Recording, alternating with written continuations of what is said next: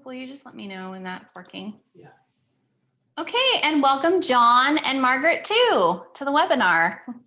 John King is one of my students. Oh, cool. Hi. Yeah, he's about to start as a graduate student in the fall. Awesome. Okay, it looks like we're now streaming live on Facebook. So I just want to say hello to everybody and welcome to our second virtual author event with Taylor Larsen, who I am just so excited to talk to in like this setting. We've been talking a lot on the phone, which has been awesome. So to begin, I just wanted to introduce myself. My name is Jennifer Mervin, and I'm the owner of Pagination Bookshop here in Springfield, Missouri. And we have been closed for browsing and closed for events due to everything that's going on. So we decided that every week this summer, we are going to host a virtual author event with different selected authors. So I'm very grateful to have an amazing community. Taylor is from our River Pretty Writers Retreat community, which is an amazing group to be part of. And she was, of course, supposed to be one of our guest faculty at our April event, which sadly did not happen due to everything that is going on. So it's my honor to have her here with us, and it's a poor imitation of what could have happened at River Pretty, but we'll take what we can get. I also wanted to, before we begin, take a moment to honor the protests that are happening across our country and to continue to voice our support of the Black Lives Matter movement. Those of you who follow us on Pagination hopefully have been seeing our book recommendations. I did want to mention that we have several recommendations on our homepage of our online shop, which is just shop.paginationbookshop.com. And I've discounted over 40 titles for adults and young adults and middle readers and children. So if you need any help finding that just right book, please let me know, and I'd be happy to point you to what I think would be good for your particular reader that you have in mind or for yourself. I'm happy to report that so many titles are back ordered well into the end of June, even July. Usually we as booksellers can kind of see when the warehouses are going to get a book in, and those dates aren't even available to see. So it's really great. It's kind of amazing. So if you are eager to get those books and frustrated with the wait, I encourage you to check out Libro FM, just libro.fm. It is our audiobook partner. They are an amazing audiobook company. You can sign up with your account, and then what you do is you just choose your bookstore that you want to support with your account. So if you are a Pagination Bookshop Libro FM subscriber, we get support from Libro FM. They send us part of your purchase. So you're really supporting us when you support Libro FM. So we love that company. They're amazing. They also have an incredible anti-racist book list just right there on their homepage. And I think that when you sign up, you get 3 audiobooks for free. It's a great service. So, and thank you to all our current Libro FM subscribers. And I see personally every time you purchase an audiobook. So love to you and thank you. So yeah, we just wanted to talk about that and sort of, voice what we can for our support. Springfield has been great. We've had a lot of awesome protests and just a lot of talk and conversation around these important issues. And I hope that we can have some events moving forward that continue to voice our support for those movements. Okay, so I want to move into introduce our guest, Taylor Larsen. She is a fiction writer. She is a novelist. She is a short story writer. She is a teacher. She is a fabulous lecturer and workshop leader. I can attest to that personally. I've had the honor of sitting in her workshop and craft talks and readings, and she's just amazing. So I think this evening is going to be really exciting. I will read her official bio to you now. Taylor Larsen is a graduate of Columbia University's MFA program in fiction. She currently teaches fiction writing for Catapult and Concordia St. Paul's MFA program, and she has taught fiction writing at Columbia University as well as literature courses for Pace University.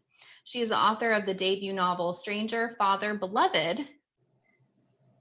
Where did it go? Oh, there it is. Which we have kind of different copies. So I have the paperback, but Taylor has her hardcover, which is the version that we have at the shop. So, and I'm keeping this because it's signed. So we have all the hardcovers available in stock because we were planning on having Taylor come and read in April. So Stranger, Father, Beloved, which was published in 2016 by Simon & Schuster. Her work has appeared in several literary journals, including Bomb Magazine, the Huffington Post, Joyland, the Brooklyn Review, the Los Angeles Review of Books, and Windmill, the Hofstra Journal of Literature and Art. Taylor was a Peter Taylor Fellow at the Kenyon Review Writers Conference in the summer of 2018, and she is originally from Alexandria, Virginia, and resides now in the Hudson Valley. So one of the cool things about being online is we can talk to you from so far away. So Taylor is going to begin our evening by reading from her novel, Stranger, Father, Beloved. And just to kind of set up the premise for you, so the novel opens at a party. It's such a beautiful opening. I was telling Taylor I was rereading the opening today to prepare for our talk and get in the mood of her writing. So the premise of the novel is a husband sees his wife at this party talking to another man, and he becomes convinced that this is the man that his wife should have married. And so this kind of kicks off the events of the novel, where he kind of starts bringing this man into their lives in the hopes of leaving the marriage himself. So that's the premise for the book. So with that, Taylor, I'm going to turn it over to you. Thank you so much for being here. Thank you, Jen. It's so fun to be here, and I have such respect for you as a writer, as a teacher. You're running your own bookshop now, Pagination. River Pretty is, of course, amazing, and it's such a bleak time in the world that it's so fun to be able to come and do this and keep cultivating art. That's all we can keep doing in addition to all the other things we're doing. See, I'm going to just read a little bit from the opening chapter, and then you had asked me, we're going to do a little bit of a small talk on craft, how characterization and plot intermingle throughout a book. And I think that's about it. I'll just begin here. Okay, so this is in the middle of the party scene. Then he was back outside in a dark yard. Nancy had lit little candles just as they had planned, and the air was lovely and warm. The lighting flattering to everyone, equalizing them all in an image of God's beauty. All faces could bend and slant into something nice to look at, if just given a kind and delicate light. Michael's friends were young men again in this light, and the women were dangerous beings, deliciously different from them, whom they loved to watch glide around. His wife was not among the nymphettes, so he went inside to find her. Michael found Nancy sitting on a chair in the living room, talking earnestly with the man from the bathroom. The man sat across from her on a yellow armchair that matched hers in color and fabric, and they both had wicked grins on their faces. They sat next to a small table with a blue glass lamp on it that cast a soft, intimate glow on their faces. The light seemed to separate the pair from the world around them. Michael thought of going up to them and entering their pleasant conversation, but then thought better of it. They were speaking in such a way as to stop him in his tracks. Time was moving slowly in their corner of the room. Nancy was leaning comfortably forward on her elbows. Michael saw that his wife was grinning with an ecstatic happiness, and he knew he had never before elicited from her such a response of unrestrained joy. She appeared to him a different woman from the one he had married. The man was studying Nancy as she spoke, clearly amused by her, his lips parted ever so slightly, hanging on her every word as if they were sharing a secret. Nancy would occasionally laugh with her head cocked back, a wild gesture Michael was sure he had never seen in her before. He was amazed to see her so animated, so unself-conscious. A stab of jealousy coursed through him, and then just as quickly it vanished, leaving only a sense of wonder. The weight that normally coated Nancy's face seemed to have miraculously left her features. They were sharp and bold, and a sense of preciousness clung to her, surrounded her. Her hands seemed more delicate, her mouth and eyes more alive, more passionate. Michael was sure that she had never looked like this, never once until now. It was at that moment that Michael realized without a doubt this was the man Nancy should have married. The energy around them was electric. and as he watched them, he felt a strange shaking sensation rising up from his legs. This realization was immediate, could not be explained, and could not be refuted by anyone. To her credit, Michael was sure that the man was someone she had just met and toward whom her intentions were totally innocent, yet he still saw it. That moment, something restless that had been previously undefined began to crystallize inside Michael. He could feel his molecules realigning. As people shifted around him, mingling and murmuring, he kept his eyes focused on the two of them. It was really quite beautiful to witness such a match perched before him. Michael wanted secretly to clear out all the guests, tiptoe to the door, lock it behind him, and seal the two of them in a private world they could explore together. He knew if they were left alone in a timeless realm, they would go on talking forever, or at least late into the night until they fell asleep together. And their sex would be beautiful and innocent, like two teenagers having their first time on a bed of sheets and covers they made in the woods. Michael stood transfixed, smiling at the thought. At the party's end, Michael stared outside at the lamppost, which lit up a section of the driveway and left the rest in darkness. It was getting colder. The spring nights still had their chill. Stray fog was drifting through his yard as it always did. He could see an occasional flicker as it blanketed the light post. Clouds moved quickly out here over the rocky coasts and dark, cold waters surrounding their peninsula. The sky was constantly in motion with charged gray matter. Above, a mass moving purposely forward. Below, playful swirls of mist skipping over the houses and trees, causing mischief. Some of Rhode Island was tacky, but this little strip of land was positively wild and elegant, he felt, like an old English marsh. If he got too caught in his head, he knew to come outside. The cool, wind-filled air always dissipated his anxiety, the paranoia that had marred his life. It was like an evil growth, a malignancy that clung to his side and made thoughts arrive in his mind at a different timbre from regular people's. The paranoid brain was fast and often perceived an innocent look or comment as mocking or cruel. Hints were amplified and meanings distorted. Talking with other people could be a horrifying experience, though Michael could usually pass for normal. Most of the pain was internal, a private hell that his silent, brooding twin offered up daily tickets to. To make matters worse, the older he got, the less his medication seemed to work.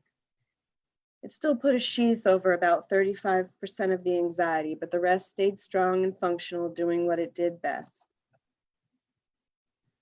But coming outside seemed to free him from the dark mass and the dark mind, and the elements of wind, water, and earth pulled him away from himself. There were the pine trees, the sea-misted air, the sounds of the water on stormy nights, all the little animals and birds, hawks and owls that moved around and outside of the house, securing shelter and adapting to the moods of the atmosphere. In a sense, it was unnatural to live in a solid house that was never affected by the weather. If he had been an animal or lived in a house that was not sealed with sterility, his mind might have been freer and less paranoid. The salt air would soothe the malignancy, coax it away into the night. I'll stop there. Thank you. It's such a great scene. Thanks. I am echoing. Okay, maybe I'm not anymore.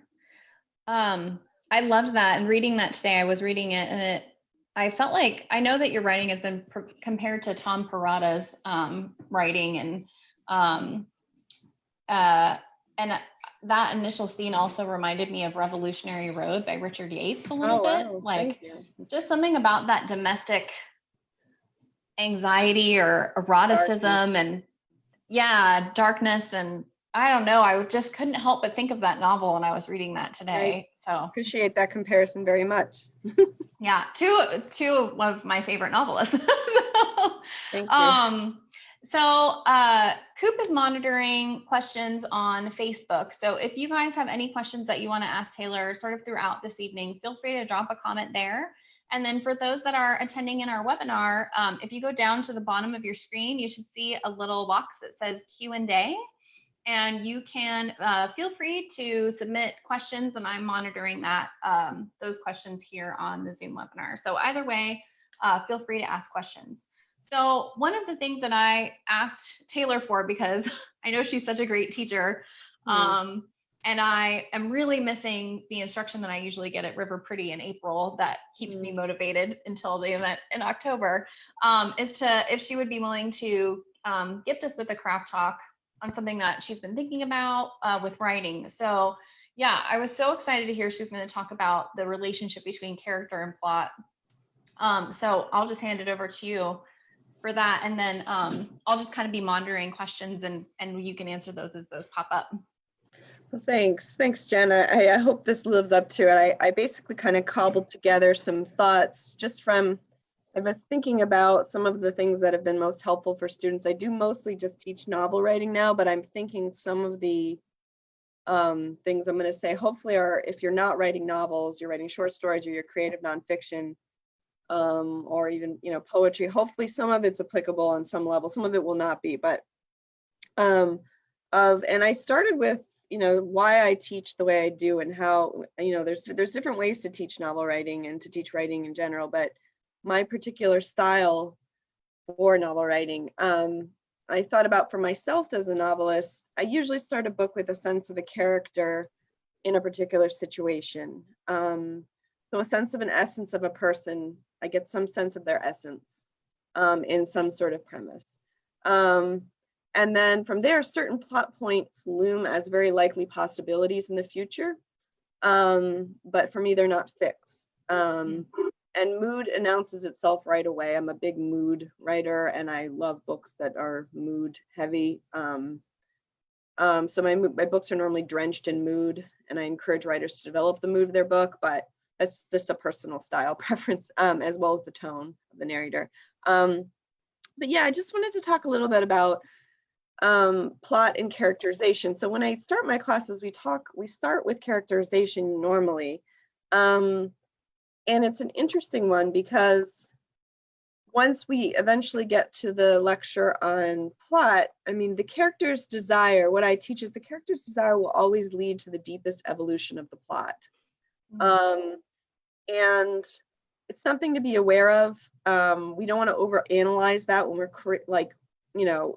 we can't force it.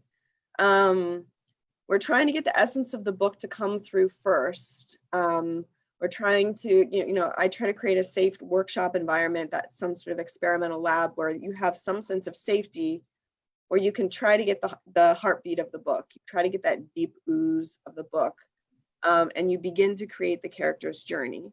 So if you can get the ooze, the essence, called the bone marrow of the book, you have something raw and powerful that then, proceeds along. Of course, events happen in books. Plot is very important. And actually, I think plot can be really fun. It freaks out a lot of writers, particularly literary writers. They, just the word plot strikes fear into people's hearts.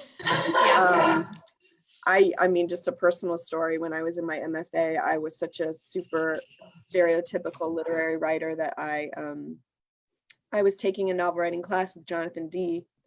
And, I had the classic problem of my character sitting around thinking about stuff and not doing anything. So his comment to me in class was, you have to have your characters do stuff.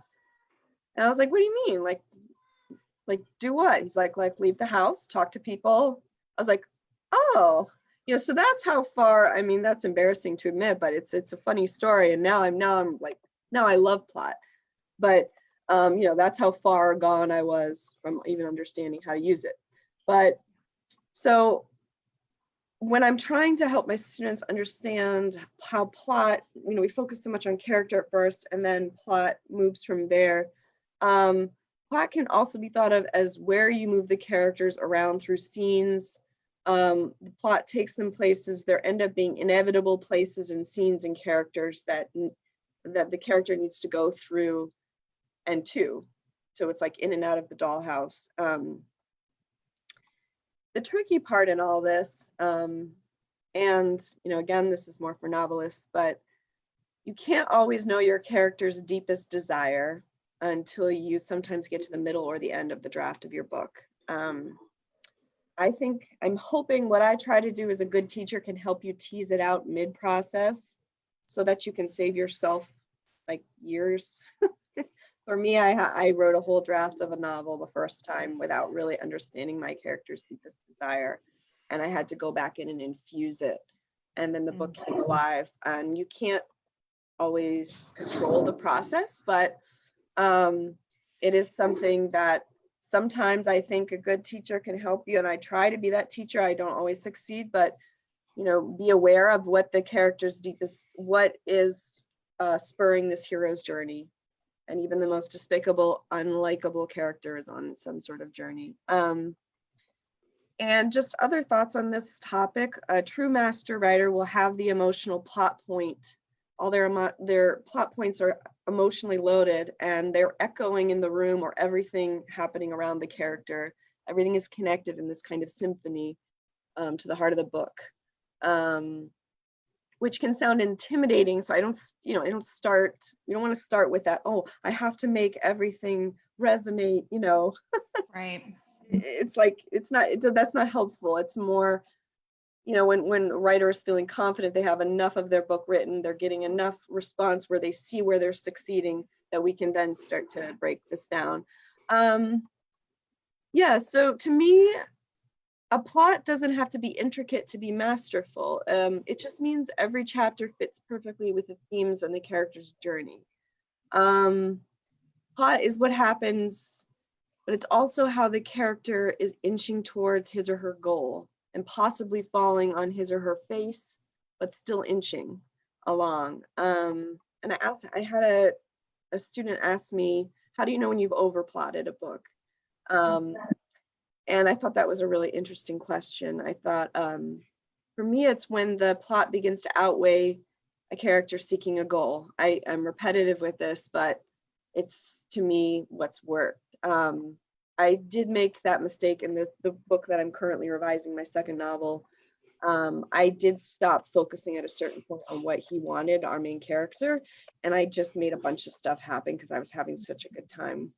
And I felt so free with plot, and it's fine, but then I had to go back and correct and plug in everything into, I just had all this stuff exploding and stuff happening. And so it's a balancing act. And then one thing I wanted to just say, and we can just, do questions, is I wrote an article about subconscious writing.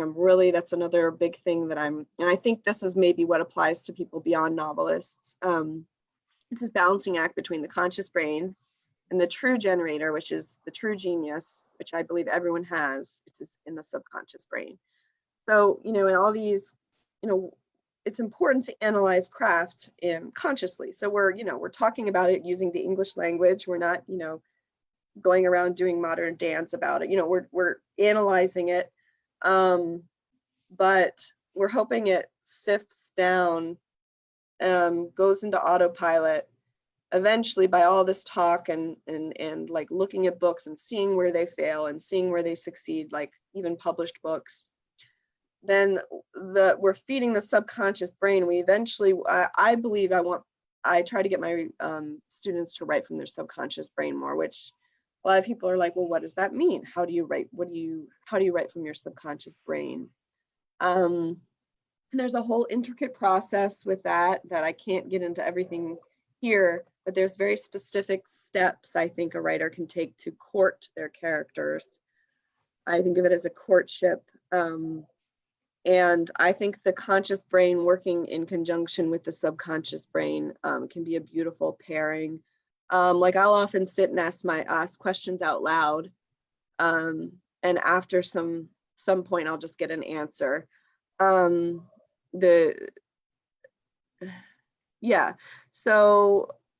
and there's very clear signals of whether you're writing from your gut or from your head. If I'm writing from my head, I stop immediately. I never write from my head because it's always crap. Writing from my gut, it always feels risky. Self-conscious writing is a waste of time. That is something that has to be coached through. Of course, the new writer might feel self-conscious. There's nothing to be ashamed of. You don't need to have shame about feeling ashamed. Well, that's just but when the ego or the will tries to control the characters, or we're trying to be clever, we're losing the guts of the book. So it's a very interesting process. I think it's so interesting what we're doing here by learning. It is, you know, I think, Jen, you and I were talking the other day about a lot of students feel like, you know, talent and writing a great book is like being like the writer is just like struck by lightning and they have this genius or talent that just comes out. And that's a whole nother can of worms of the fact that a lot of all writers put so much work behind the scenes to make that, like the amount of revising that goes into something that appears flawless. So I try to help people be less intimidated by, you know, reading something that's just flawless prose or something, and you just think, well, I could never do that. And it's like, well, yeah, that person edited it 20 times. But yeah, this whole idea, the John Edgar Wideman, all stories are true. This whole idea of like, yes, our personalities, our brains are involved in the creation of what we write. And even in fiction, it's like, and that's cool. But I feel that, you know, these people have some sort of essence, even though they're fictional, and we're trying to bring that essence down through us. We're the vessel, so we have certain interpretations of it. But a lot of it is letting go of control. And subconscious writing, as I said, feels very risky. A lot of times it's, you know, you feel kind of almost crazy with what you're writing. But a writer can never write to try to please others. It just doesn't work. But if you trust your subconscious mind ultimately, and you get a good mentor, and you get good readers, you can rest assured that you're closer to tapping into universal truths. You're closer to being able to let go and let it do you. We do all this work so we can learn this, and finally it is done to us.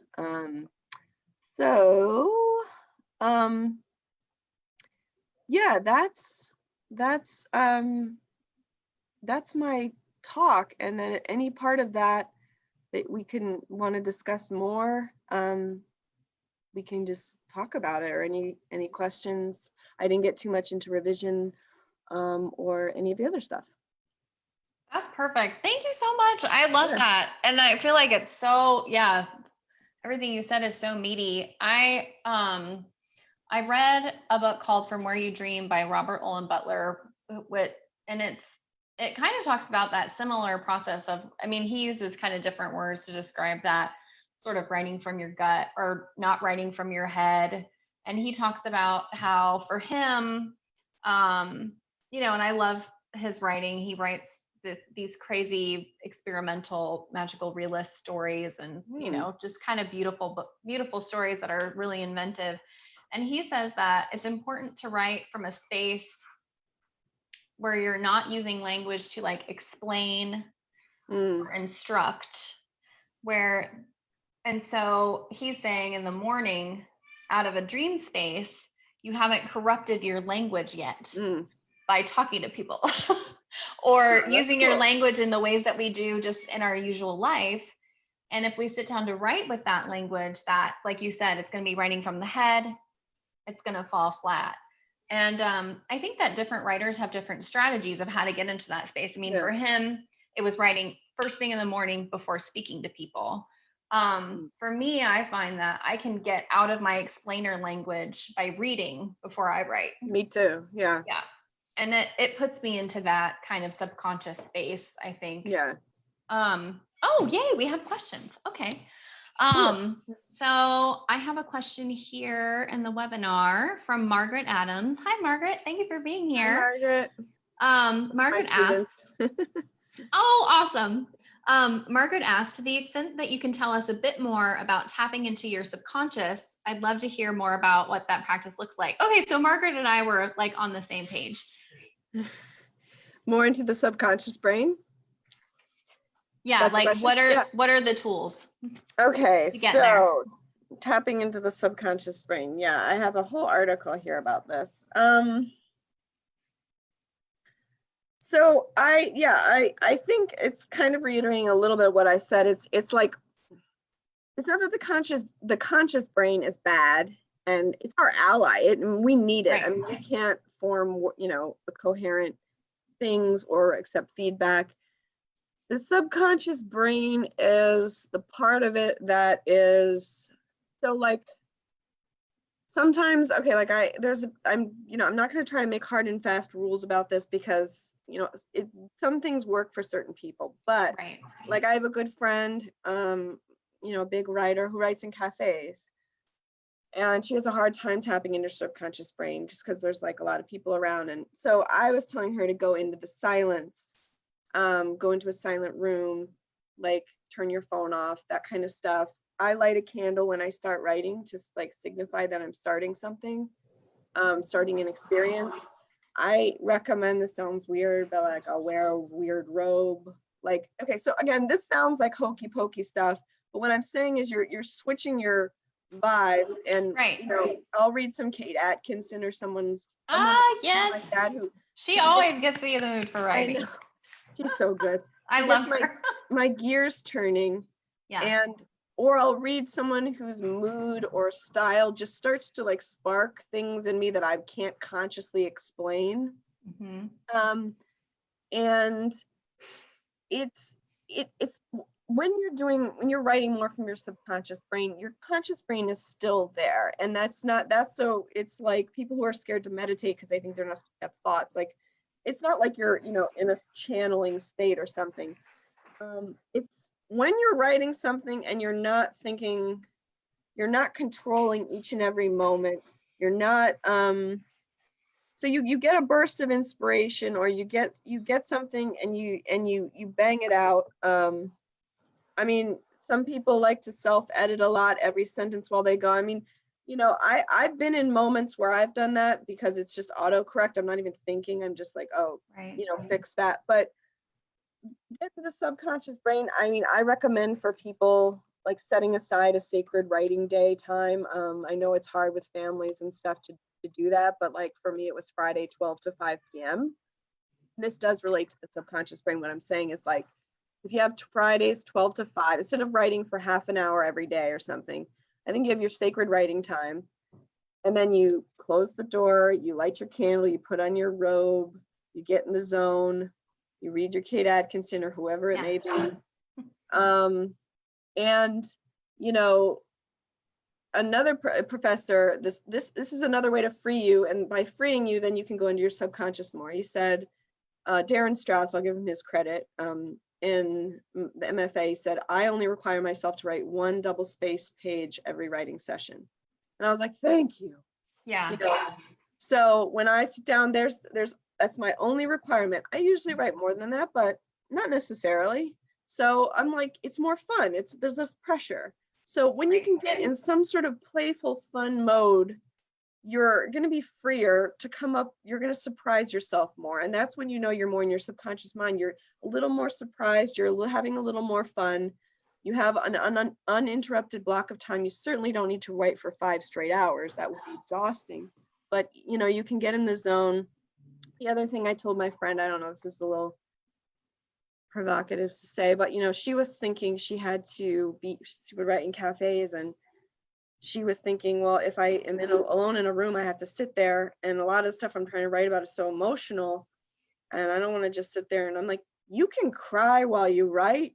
You can storm around the room. I mean, I sometimes seem like a total lunatic. Like people can get aroused, like there's all kinds of, and like that's normal. And that's when we're not even talking about the subconscious mind. You're just firing on all cylinders with it. So there's all these little tricks of the trade, I think, too. We're not putting down our conscious mind. We want to, it's our ally, but we're trying to, not try to be thinking about pleasing others or what a critic would say or what our workshop teacher would say. That voice will still come in. It'll say, oh, the critic's going to say da, da, da, da. And then you think, oh, okay. And you kind of just are mellow with it, and you just sort of, but if that takes over too much, I just stop writing.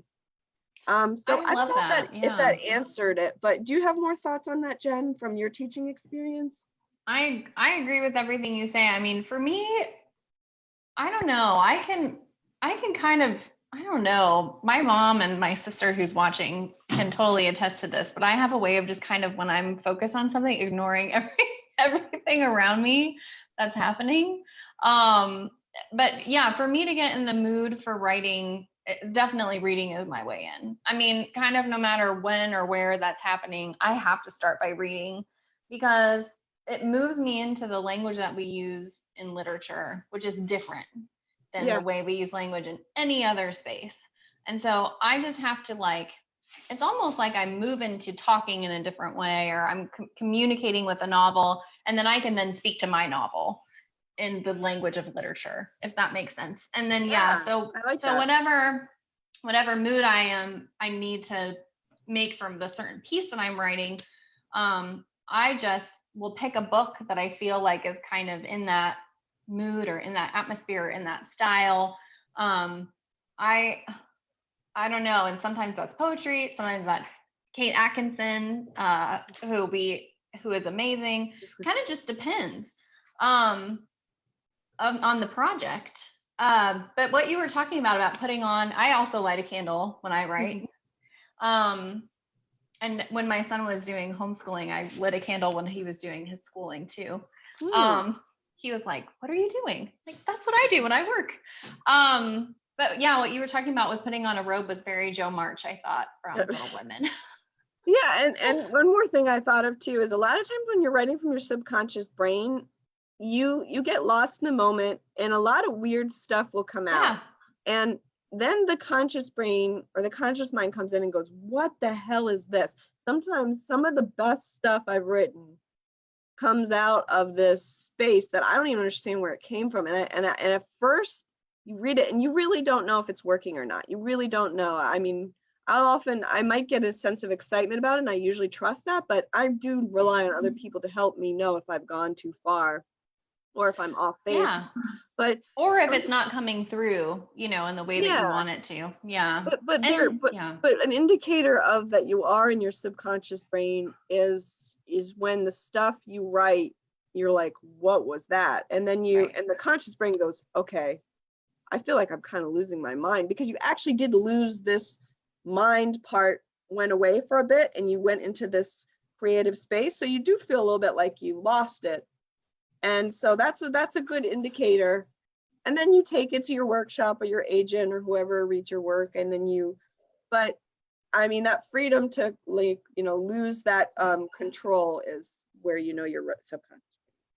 And like you said, sometimes that feeling of trust, to do that comes with time, and and everything that you do mindfully about writing, like reading or learning about writing, or really reading a novel where you're reading with a conscious mind, because I think you can read with a conscious mind and you can read with a subconscious mind. Or you don't even notice that you're reading, you're just in the book, you're in that vivid and continuous dream. And that's what we're all trying to do. I mean, the books that we love, we're just in the world, and it's such a gift.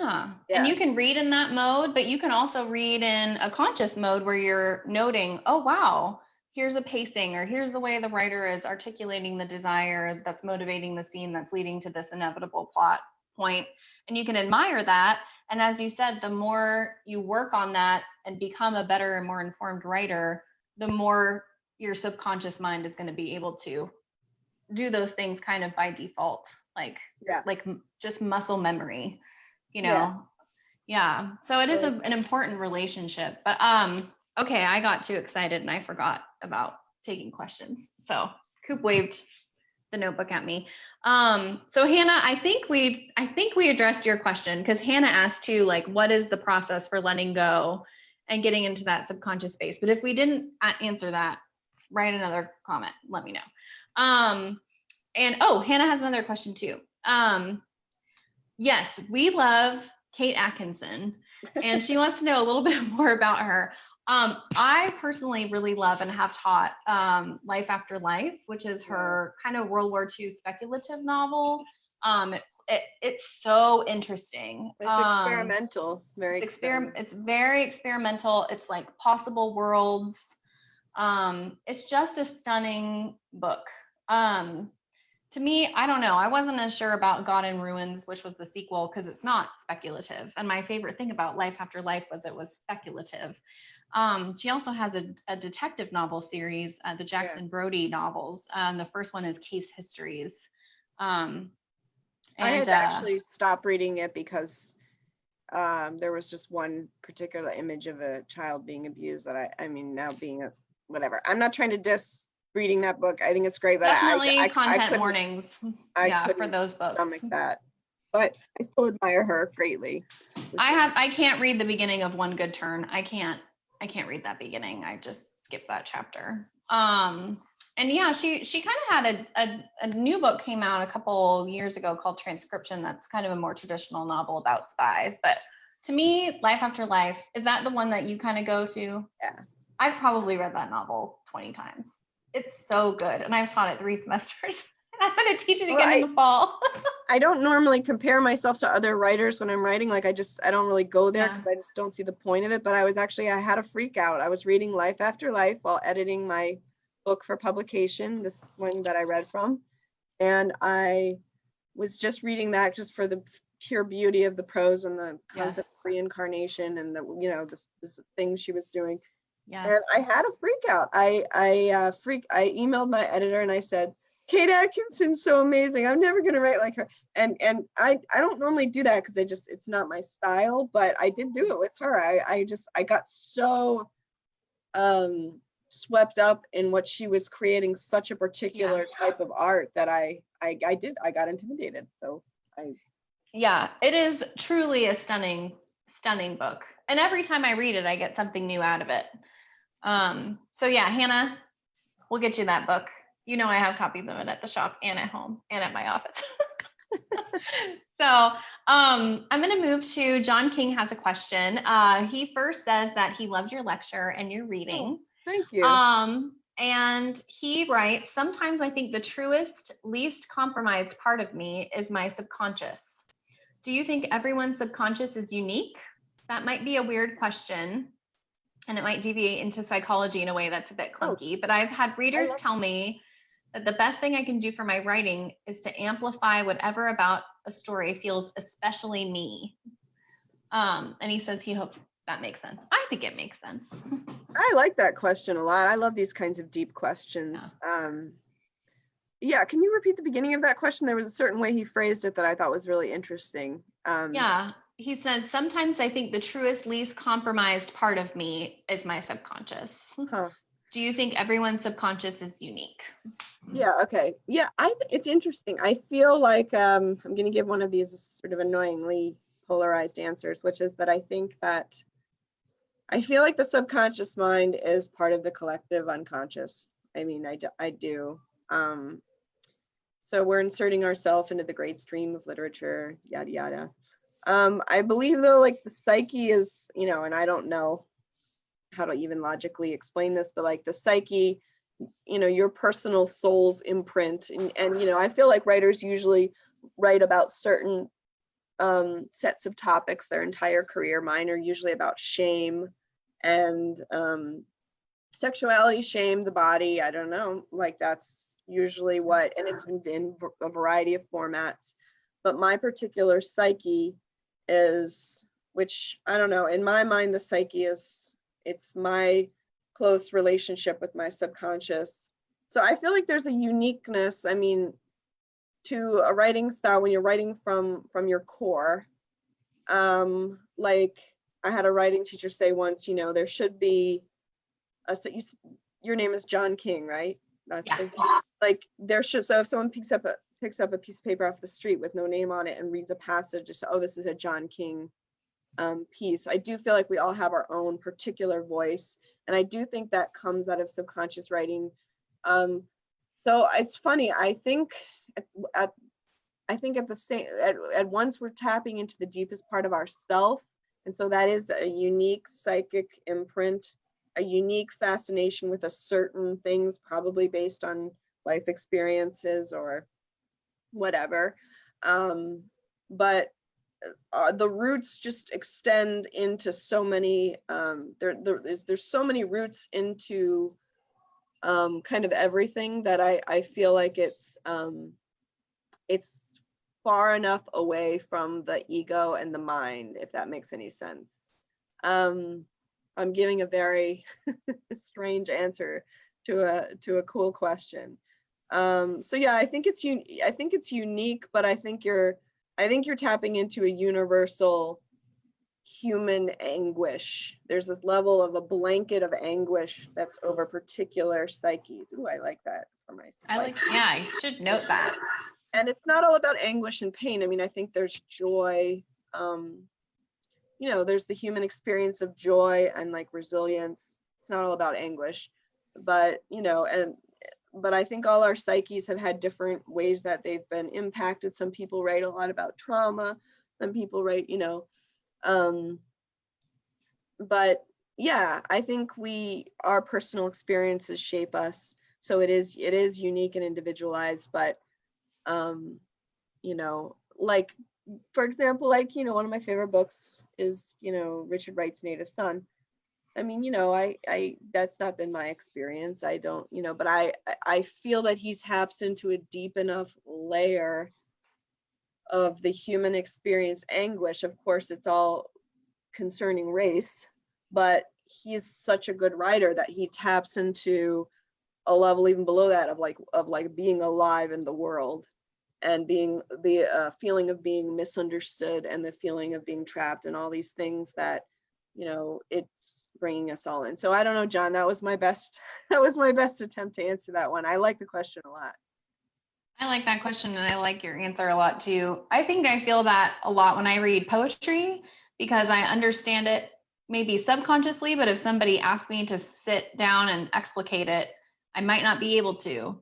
And I might not be able to in a short story or novel. It's, kind of like, if you were to describe it, you would have to like hold your stomach or something. Like, it has this kind of, it's a physical feeling of just that, that sort of deep place. And I think hopefully everybody's had that feeling of when they write something where they, like your body is responding and you don't even realize it because you're just kind of in that space. I was also thinking I should recommend Kate Atkinson's book, Behind the Scenes at the Museum, which is another of her novels that I love. And I teach the first chapter of that. I had no idea you were such a fan. That's so cool that we both love her so much. I'm a Kate Atkinson super fan. It's ridiculous. But yeah, I do love Behind the Scenes at the Museum. Some of them are harder to find. You can only find them used. Human Croquet you can only find used, unfortunately. I tried to order them all into the shop. So we'll continue to take questions as anybody. Oh, here's one. Literally just popped up as I was saying that. This comes from Tanya. And she says, "Hi, Taylor, that is great advice. I love getting lost in my writing, but it never occurred to me to do things to facilitate that." Yeah, I love that. Kind of being mindful. I think about often musicians will have like a space, and we put the mouthpiece in the instrument, and we have our chair, and we have our music. What's the writerly equivalent to that? Maybe some, and it's different for everybody, and it might be different in different phases of your life, And this is Tanya from the Kenyon Review. It doesn't matter if it's another She said yes. Yeah, I mean, I think there's certain things. I really encourage people to do writing retreats. Obviously, it's different. You can't do that really now with COVID and stuff. But it's a way to either Kenyon Review is a good one, but you can also go by yourself to like a cabin in the woods. It does take time. It takes coordinating schedules. If you have a family, it's a lot. But I think that if you go and you give yourself 3 days or five days, oh my God, where, you have that time for your writing, and you're sleeping, you're reading, you're laying by the fire, you're writing, and you're cooking food. That's kind of all you're doing. You're subconscious, you relax enough physically, and you're not analyzing as much, that like you'll surprise yourself with. So it's a kind of one of my tricks of the trade. Before I was a professional, before like anyone in the industry even, any believed in me, before I had an agent, before anything was published, I had to, just go on faith that like someone would care. That's why my mentors are very important to me, and like having a workshop is important, because you do need someone to care. I mean, it's not like we're doing it for everyone to care. We're doing it because we want to do it, but to keep going. It's such a lonely life. So if you can take yourself out on retreats and get in the zone. Also, it makes you feel like really like a professional. Like it's like, oh, I'm sorry, I'm not going to be responding to emails. I'm on a writing retreat, and you're investing time and money in yourself. It's almost like you're creating the illusion of that there's deadlines and there's people waiting for things. There's people waiting to pay you money. It helped me a lot. It really did. Otherwise, I would try to do it as often as you can. I mean, you know, for some people it's too much, but if you can go once a season, magic happens on these retreats. Magic happens. So yeah. I have experienced that, and it's such a gift to be able to go on a retreat where that happens. Well, I have a couple questions. And yeah, if anybody else, oh yeah, and Tanya says she agrees about retreats, but the challenge is doing this at home daily. I know. I totally feel you on that. Well, I have a very strong, you know, and again, like this clashes with some people's views, but I don't think writers should have to write every day. I just don't believe it. I don't write every day unless I'm like heavily invested in a project. But there are people that really like to write every day. And of course, if that's the case, like, please don't let me stop you. Good for you. Look, but if you feel like you should be writing every day and you're sitting there and you're kind of like, ugh, I would instead pick, if once a week seems way too little for you, then pick 3 days. And then on the days when you're not writing, you don't try not to feel guilty because you have your scheduled writing time. And Tanya, I don't know if this applies to you. You may be one of those people who loves to write every day. And I'm not trying to tamper with that because, but if it becomes a chore, there's just this myth that, like, it's so nice people say, you know, are like, oh, so what did you write today? And I'm like, oh, I didn't write today. No, and I don't write every day, but that's a whole nother can of worms. Yeah, I don't write every day either.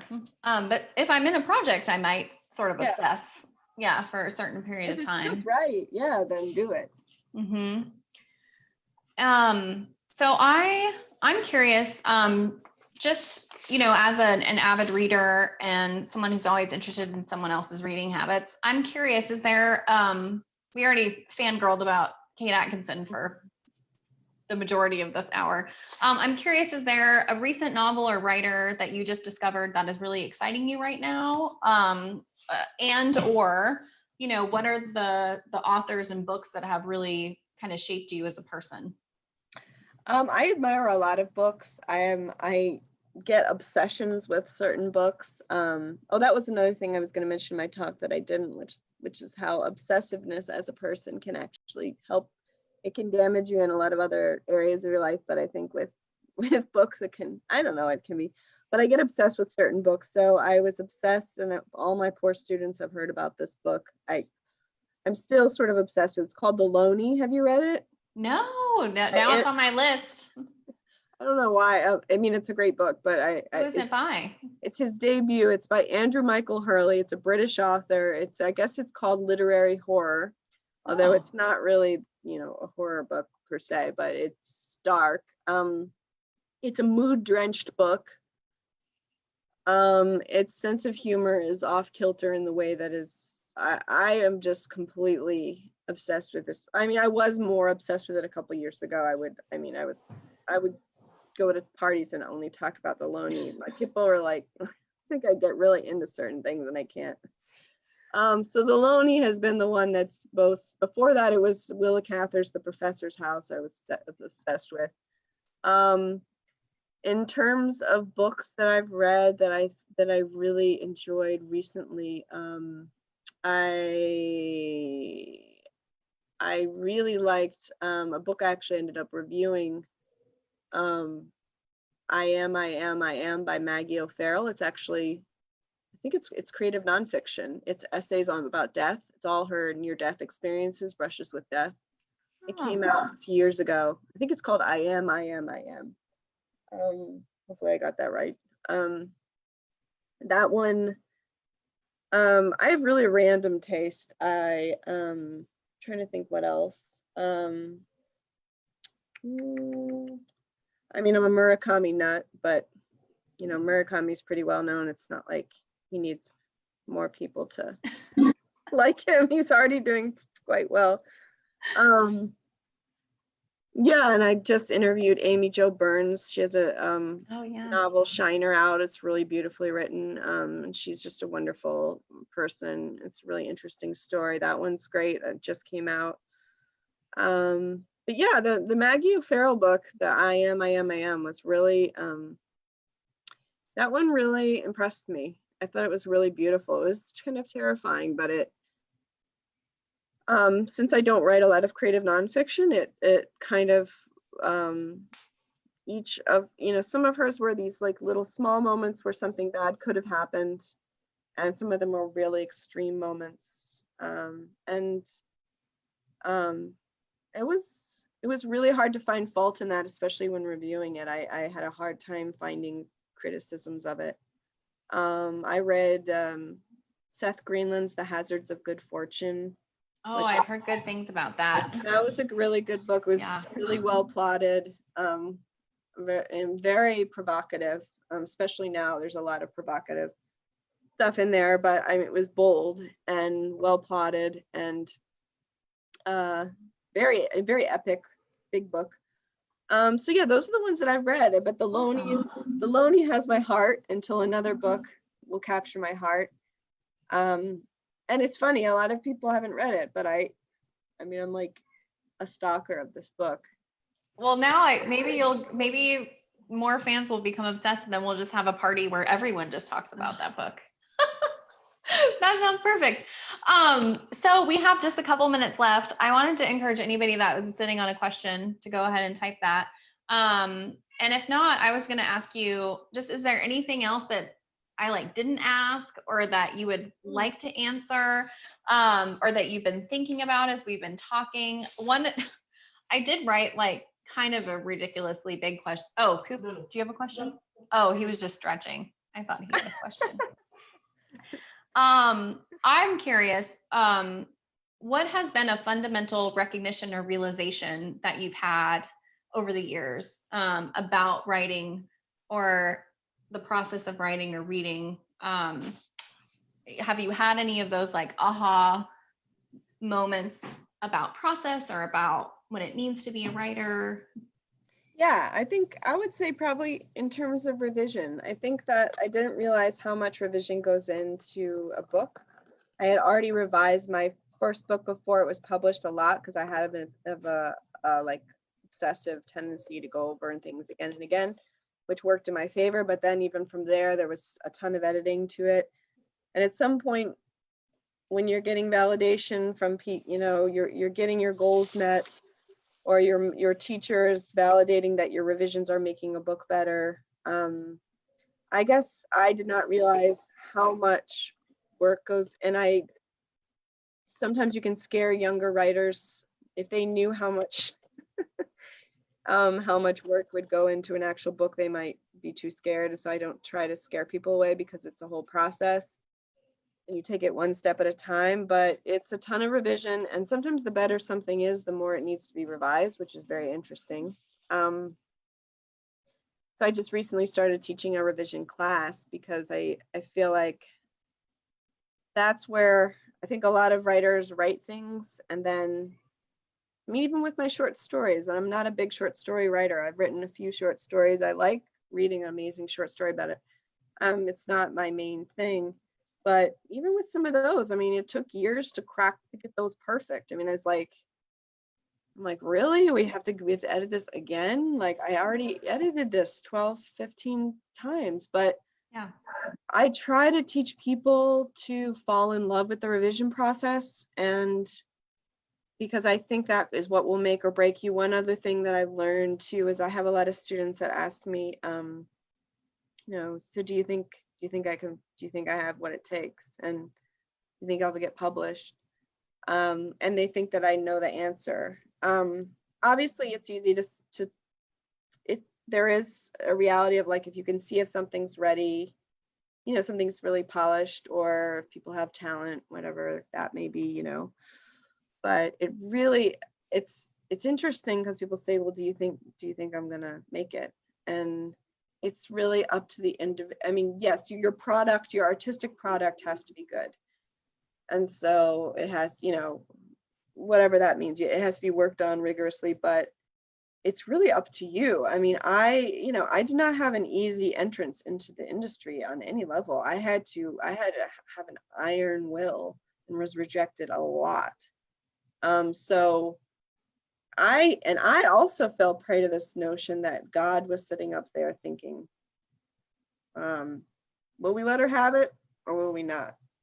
I don't know, you know, and I was like, oh, is it going to happen? Is it going to happen? But like, you make it happen by relentlessly perfecting your product, building your connections, you know, never giving up on yourself. But yeah, so, you know, the amount of work that goes into these books, you have to really be in love with your book. Otherwise, you're not going to want to work on it that much. It's almost like a marriage. I mean, it's like, you know, you have to be pretty. So that's part of why I teach confidence building. And I think it's good to love your own work. I think it's very healthy. A lot of my students vacillate between thinking they're complete frauds, which we all feel at some point, the fraud syndrome, and I'm a secret genius. And it's like, okay, actually, we all are our secret geniuses, but it's like, I suck and I'm a genius and no one will understand me. And that's where most people get stuck. If you can develop confidence, you know, like, yes, it's tough to sell a book, yada, yada, yada, but like agents, editors need books, their products. I don't even know where I got rambling on this. I think you had a question and I just started rambling. What was what I've learned? Yeah. Yeah. So I've learned that luckily I have fallen in love with the revision process enough to where I will keep, if I am still invested in these characters, I feel I owe it to them I think of these books as puzzles and getting the puzzle pieces into place. And that takes a lot of work. And most people don't realize just how much work it takes. So. Yeah, and I love what you said about like falling in love with revision. It's like just accepting it as part of our writing process and not a chore, because it can be. I love what George Saunders says about revision. It's an opportunity to be smarter, kinder, funnier. And if you think about how he talks about how in no other realm of our life do we get do-overs, but we do in our writing, and that's a really beautiful gift. And it returns back to what Margaret said too, is we can be freer in our writing knowing that we can revise. So we can go into, you know, crazy land writing knowing we get to come back and fix all this. Yes, absolutely. I look like Tom is sitting on my shoulder like a little parrot or something in this. It just cracks me up. Hannah has a comment. She said, earlier Taylor said something like, oh, I didn't talk about God. What did she want to say about God? What? I think, and Hannah, correct me if I'm wrong, but I think that you were saying something about how you felt like at some point in your writing that kind of there was sort of this divine power over whether you were going to get your book contract or not. Oh, yeah.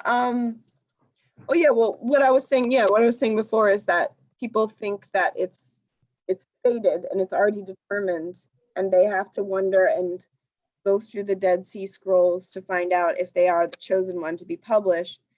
And there is a certain amount of luck and opportunity and talent that go into the whole thing, but that it's not sitting up there in God's hands.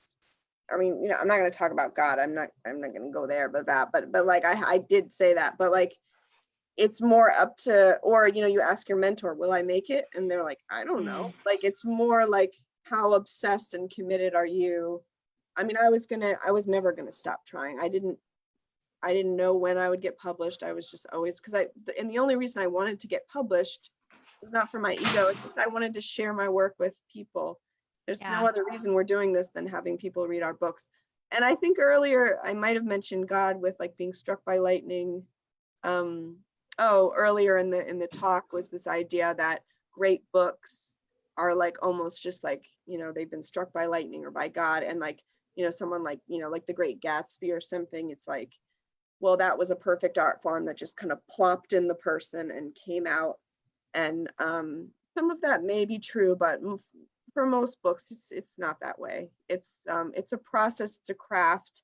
And I think that makes it less intimidating for those of us that want to do it. Ah, yes. There is another question from Ian Bodkin. Hi, Ian. Oh, Ian.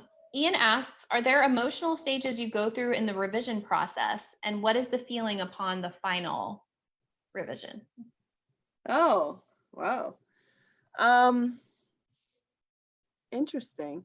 I think sometimes, I mean, I haven't written many books, so I don't have a ton of experience. I think I only have the one book that's been published, and the second book, it's very dark, and there were certain emotional places I had to go to. Like I wrote about an incident in the second book that has not been published yet, of a woman, in the aftermath of a date rape, and she's sort of processing that.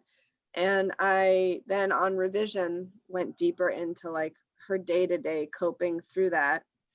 And I don't know, I did get very depressed doing it, but it was kind of like, I felt aligned with her. So I felt like we were kind of going through it together. I mean, I wasn't writing from like an exact personal experience or anything like that. It was just her emotional journey of like trying to pick up the pieces of herself. That was emotional. In terms of just on a bigger level with the first book, can you repeat the beginning? I don't know why the beginning of the question was the stages. Yes. Are there emotional stages you go through in the revision process? And then what's the feeling upon a final revision? If there is such a thing as a final revision, I guess it's just the most recent draft, right? Well, I think there is, I think there is a point where I think you can always revise a book a little bit more and perfect things a little bit more, but I think there is a point where it's revised. And I like with this book, it just, I started in 2002. I had no idea what I was doing. It was a total mess. Wrote it, finished it in 2006. It had the wrong ending. I changed the ending in 2008 or 2010. Sat on it for a few years, finally got an agent, revised it. Then I did 6 rounds of revision with my editor. She was very generous. She's a great editor. Karen Kostolnik was an amazing editor. She did 6 rounds of revision with me, which is more than most people get. So I was very lucky. I think at that point, we both felt like this is done. Like we both, you feel almost like you feel like you might start to undo it a little bit. I mean, in terms of sentence level stuff, I think you'd have to revise the book, I think 50 times sentence level for it to get to that point. And I've probably revised the writing in this first one maybe like 30 or 40 times. But so I do think there's an end point, and I think I guess the sad reality now in publishing is that there's not a lot of time spent editing, like maybe 1 or 2 rounds. So the book doesn't get the attention it needs. I mean, just quick story is the ending was fine in this book, like it worked, but it wasn't perfect yet. It wasn't right. And my editor, she was generous enough. She said to me, why don't you watch the final episode of Mad Men when he goes to the spiritual retreat center? That I feel like that's going to spark some thought. I mean, she took the time. It's obviously a different medium, but I believe in using another medium to. So from there, it sparked some slight changes, and then we talked again, and then I revised it, and then I felt like we did feel that sense of completion. But yeah, I mean, I feel like if you don't get the opportunity to work with an editor who's going to rigorously do that with you, maybe sticking with the same mentor, where you just feel like, there's no stone unturned here. But that would be years and years of work. But yeah, hopefully that answered it. Your question. Yeah, that is so interesting. I love that your editor worked with you so closely. That's awesome. I was really lucky. Yeah. Really lucky.